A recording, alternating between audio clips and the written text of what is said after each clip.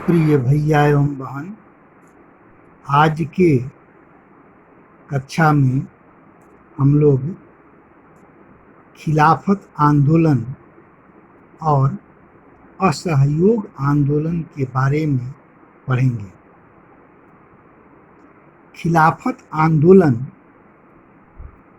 एक प्रतिक्रियावादी आंदोलन था। इसका प्रारंभ प्रथम विश्व युद्ध के बाद जर्मनी के साथ तुर्की की पराजय से हुआ। प्रथम विश्व युद्ध में जर्मनी पराजित हुआ था। जर्मनी के साथ तुर्की भी, जो उसका सहयोगी राष्ट्र था, वह भी पराजित हुआ था। तुर्की के पराजित होने के बाद मित्र राष्ट्रों ने तुर्की के साथ दुर्व्यवहार किया। तुर्की के सुल्तान, जो पूरे दुनिया के इस्लामी जगत का धर्म गुरु भी था, पैगंबर के बाद सबसे अधिक प्रतिष्ठा उसी की थी, उसको अंग्रेजों ने प्रताड़ित किया और फिर मित्र राष्ट्रों ने तुर्की पर एक कठोर संधि, जिसको सेवर्स की संधि कहा जाता है, थोप दिया। ओटोमन साम्राज्य, जो हाल का तुर्की है, ओटोमन साम्राज्य को विखंडित कर दिया गया। इस्लाम की पवित्र भूमि अरब देश पर, यानी इराक और सीरिया पर, क्रमशः ब्रिटेन और फ्रांस के ने मैंडेट पद्धति द्वारा अधिकार कर लिया। इस घटना के बाद खलीफा की तत्कालिक शक्तियों की रक्षा के लिए मार्च 1919 में बंबई में एक खिलाफत समिति का गठन किया गया। मोहम्मद अली और शौकत अली, जो अली बंधुओं के नाम से जाने जाते थे, उनके साथ कई युवा मुस्लिम नेताओं ने इस मुद्दे पर संयुक्त कार्रवाई की संभावना तलाशने के लिए महात्मा गांधी के साथ चर्चा शुरू कर दी।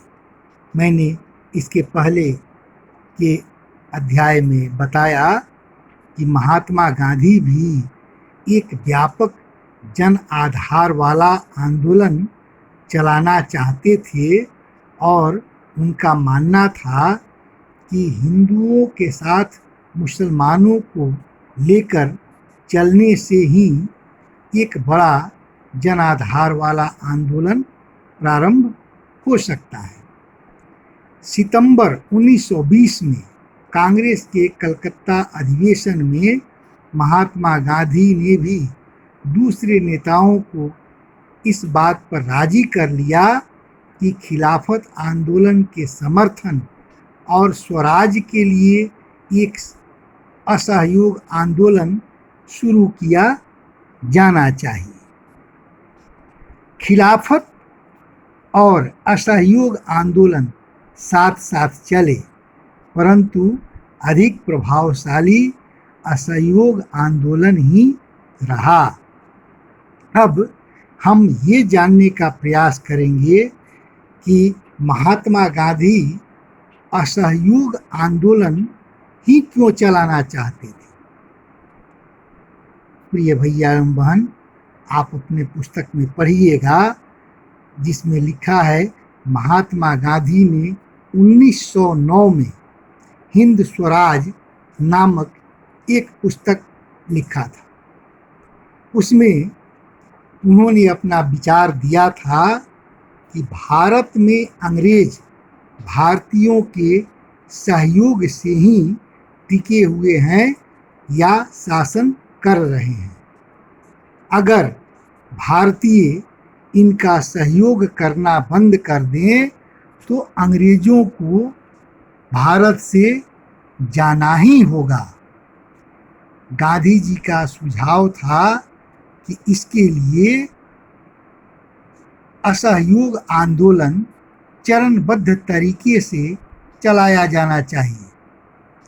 सबसे पहले लोगों को सरकार द्वारा दी गई पदवियां लौटा देनी चाहिए और सरकारी नौकरियों, सेना, पुलिस, अदालतों, विधायी परिषदों, स्कूलों और विदेशी वस्तुओं का बहिष्कार करना चाहिए।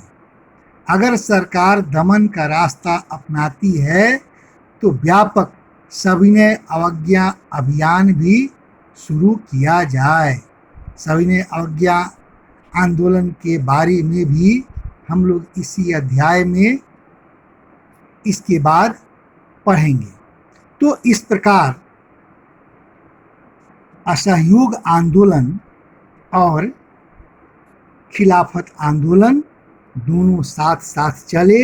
हालांकि दोनों आंदोलन कुछ विशेष परिस्थितियों के कारण बीच में ही वापस ले लेना पड़ा, लेकिन फिर भी गांधी जी ने एक व्यापक जन आधार धीरे धीरे अंग्रेजों के विरुद्ध तैयार करना प्रारंभ कर दिया था।